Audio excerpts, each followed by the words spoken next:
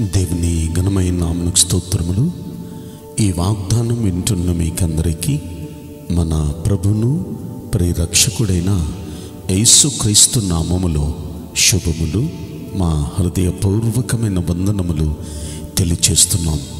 ఈరోజు దేవుని వాగ్దానం మత్తయి శుభవార్త 8వ అధ్యాయము 13వ వచనం. నీవు విశ్వసించిన ప్రకారము నీకు అవునుగాక. ఈ మంచి వాగ్దానం వింటున్న మనందరి వినికిడిలో మన మంచి దేవుడు నెరవేర్చునుగాక. ఆమేన్. ప్రియ దైవ జనాంగమా, మీది ఏది జరిగిద్ది అని నమ్ముతున్నారో అలా మీకు జరుగునుగాక. ఈ వాగ్దానం యొక్క అర్థం అదే. మీరు మనసులో ఏం నమ్ముతున్నారు? జరిగిద్ది అని నమ్ముతున్నారా? జరిగిద్దంతే. జరగదు అని నమ్ముతున్నారా? జరగదంతే. మీరేది అనుకుంటున్నారో అది జరగబోతుంది.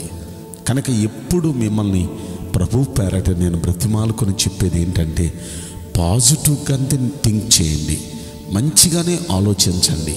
చెడు జరిగిద్ది అనుకోవద్దు, ఎప్పుడు మంచి జరిగిద్ది అని అనుకోండి. కష్టంలో ఉండనివ్వండి, ప్రస్తుతం బాధలో ఉండనివ్వండి.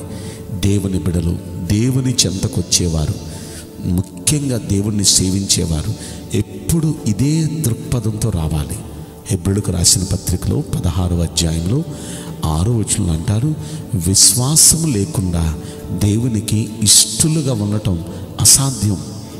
అసలు మనకి విశ్వాసం లేకపోతే దేవునికి నచ్చం. మనం దేవుని యొద్దకు వచ్చేవారు ఎలా రావాలంట? ఆయన ఉన్న దేవుడనియో, ఆయన్ని వెదికే వారికి ప్రతిఫలం దయచేవాడని నమ్మకంతో రావాలంట. దేవుని దగ్గరకు వచ్చేటప్పుడు అలాంటి నమ్మకంతో వస్తే ఖచ్చితంగా విశ్వాసులుగా వచ్చి విశ్వాసంతో ఉన్నవారిని ఆయన ఆదుకుంటాడు.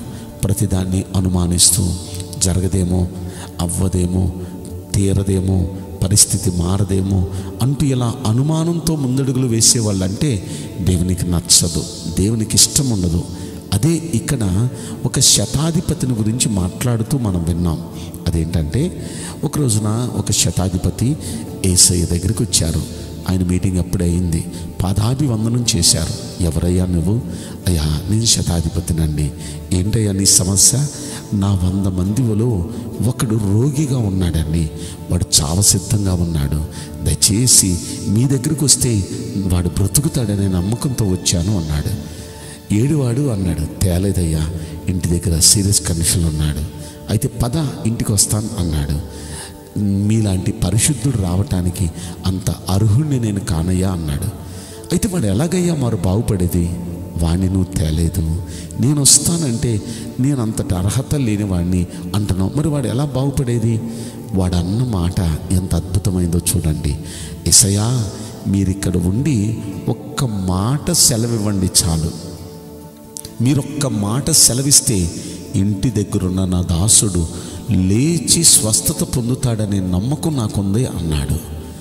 ఆశ్చర్యపోయాడండి యేసయ్య ఆ మాటకు. తనతో ఉన్న ఇజ్రాయేలీలందరినీ కలయి చూచి, ఈ ఇజ్రాయేలీల్లో కూడా ఏ రోజు ఇంత నమ్మకం నేను చూడలేదు.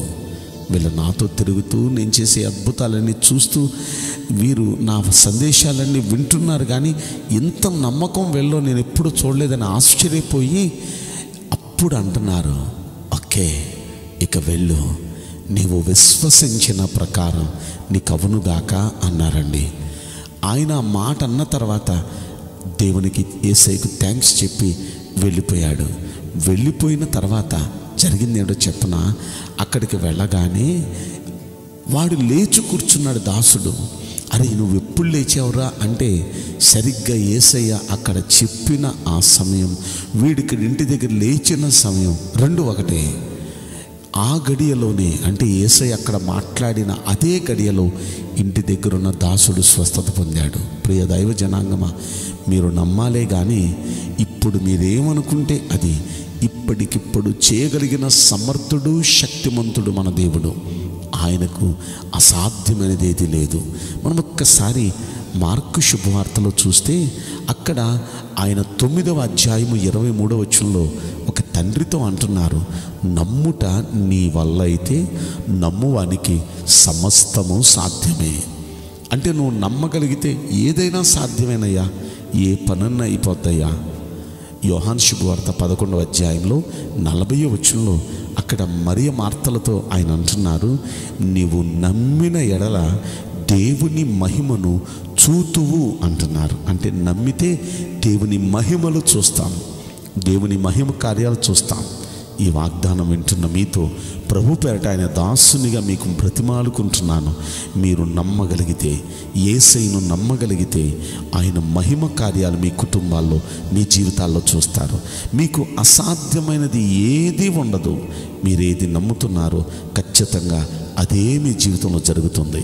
కనుక మంచిగా నమ్మండి, మంచిగా ఆలోచించండి, మంచి కార్యాలు దేవుని దగ్గర నుండి పొందుకోండి. ఈ మంచి వాగ్దానం మనలో ప్రతి ఒక్క వ్యక్తి వినికిల్లో మంచి దేవుడు నెరవేర్చునుగాక. ఆమేన్. నేను మీకోసం ప్రార్థన చేయబోతున్నాను. పరిశుద్ధుడా, ప్రేమగల యేసురాజా, మీ పరిశుద్ధ బంగారు పవిత్రమైన నామమునకు నిండు మనసుతో కోట్ల కొలదిగా స్తుతులు స్తోత్రములు వందనాలు చెల్లిస్తున్నాం. ఈ వాగ్దానం వింటున్న ప్రియుల జీవితంలో దయచేసి ఈ వాగ్దానం నెరవేర్చి కృప చూపించండి. వారిప్పుడు ఏమైతే మనసులో అనుకుంటున్నారో వారు విశ్వసించిన ప్రకారం నిశ్చయంగా వారి జీవితంలో కార్యం జరిగించి వారిని ఆనందపరచండి. మీరు అలా చేస్తున్నందులకు మీకు కోట్ల కొలదిగా కృతజ్ఞతా స్తోత్రములు చెల్లిస్తూ నజరుడైన యేసుక్రీస్తు ప్రశస్తమైన నామములో మిక్కిలి వినయముతో ప్రార్థించి బ్రతిమలాడి వేడుకుంటున్నాం ప్రియ పరలోకపు తండ్రి. ఆమేన్. May God bless you all. Thank you.